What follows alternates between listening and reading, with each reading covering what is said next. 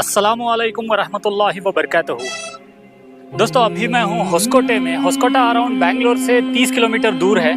और दोस्तों होस्कोटा एक हिस्टोरिकली बहुत ही ज़्यादा इम्पोर्टेंस रखने वाली जगह हुआ करती थी, क्योंकि फर्स्ट एंग्लो मैसूर वॉर के दौरान होस्कोटे के अंदर ही हैदर अली साहब की फ़ौज अंग्रेज़ों के साथ यहाँ पर यानी कि होस्कोटे के पास हैदर अली साहब ने बहुत ही भयानक एक जंग को लड़े थे। दोस्तों होस्कोटे के अंदर पुरानी दो जगहें हैं। एक दरगाह है हज़रत शब्बार शाह वली रहमतुल्लाह अलैह की, जो पिछली वीडियो में मैंने आपको दिखाई थी, और ये ईदगाह है।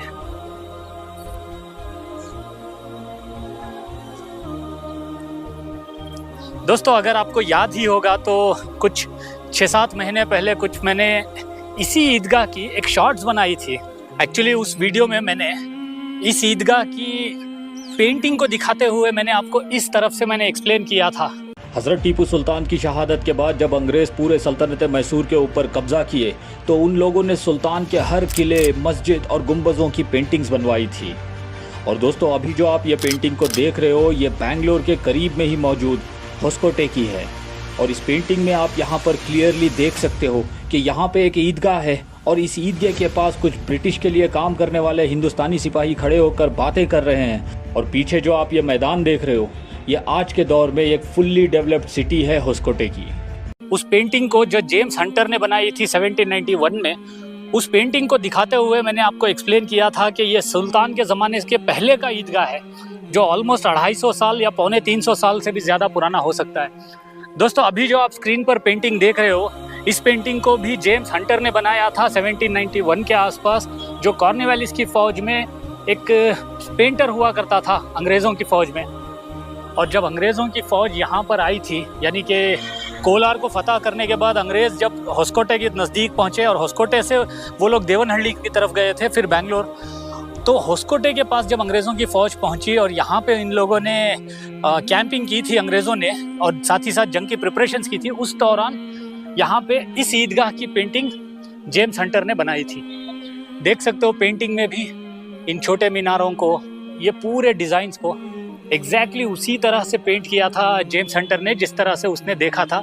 और दोस्तों अभी यहाँ पर थोड़ा बहुत चेंजेस आए हैं, जैसे कि अभी देखिए रिनोवेशन का पेंटिंग होने के बाद इसके ऊपर सीमेंट से भी थोड़ा बहुत प्लास्टिंग की गई है, लेकिन स्ट्रक्चर जो है वैसे का वैसा ऑलमोस्ट 300 साल से खड़ा हुआ है। सुभान अल्लाह। जस्ट इमेजिन कीजिए उस दौर के हमारे बुजुर्गों की कारीगरी कि मीनारें वैसे के वैसे ही खड़े हैं, परफेक्टली स्ट्रेट, कोई झुकाव नहीं, कुछ भी नहीं। सुभान अल्लाह। चलो पीछे से दिखाने की कोशिश करता हूँ।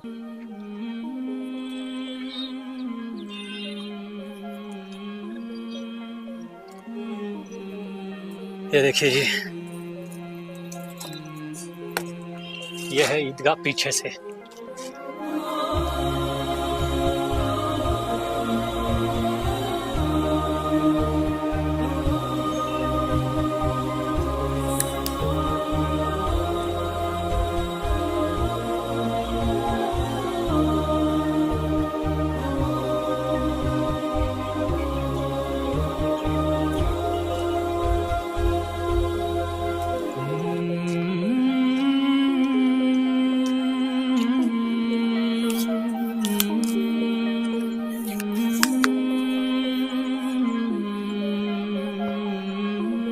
दोस्तों अभी जो आप देख रहे हो, ये ड्रोन फुटेज नहीं है, ये एक्सटेंडर सेल्फी स्टिक के साथ मैंने लिया है।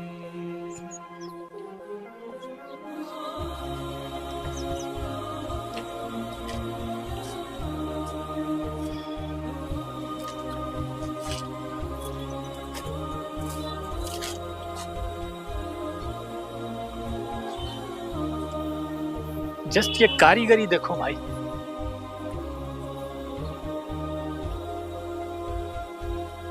और एक चीज़ आप नोट करोगे कि सुल्तान के ज़माने के हर इमारत के अंदर इसी तरह के कबूतर खाने होते थे। ये देखो, ये कबूतर खाने हैं जो माशाल्लाह देखने से बहुत ही ज़्यादा खूबसूरत लगते हैं।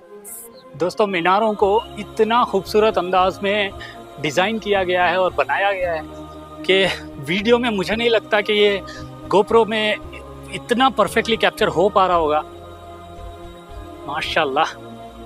छोटी छोटी जगहों पे भी बारीक डिज़ाइनिंग की गई है, लेकिन वक्त के चलते थोड़ा बहुत रिनोवेशन होने की वजह से थोड़ा सा स्ट्रक्चर डिफरेंट लग रहा है।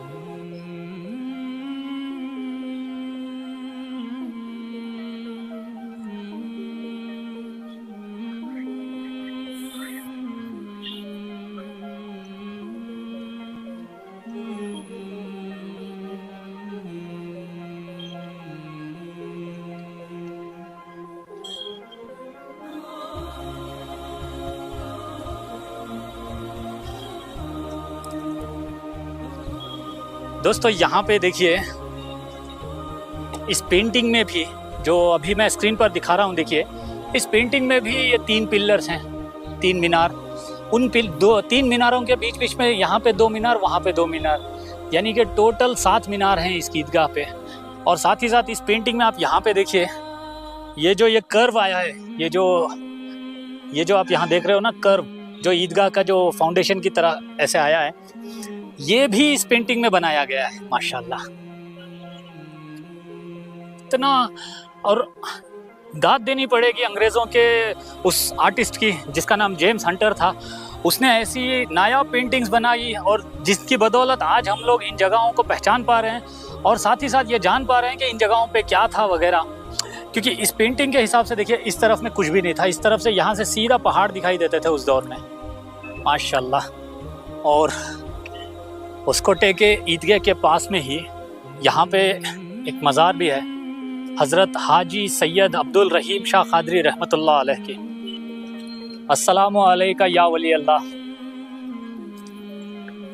माशाल्लाह यहाँ पे एक मस्जिद भी तामीर की गई है, या तामीर हो रही है, पूरा तगड़ में, यानी कि शीट मेटल में तामीर हो रही है।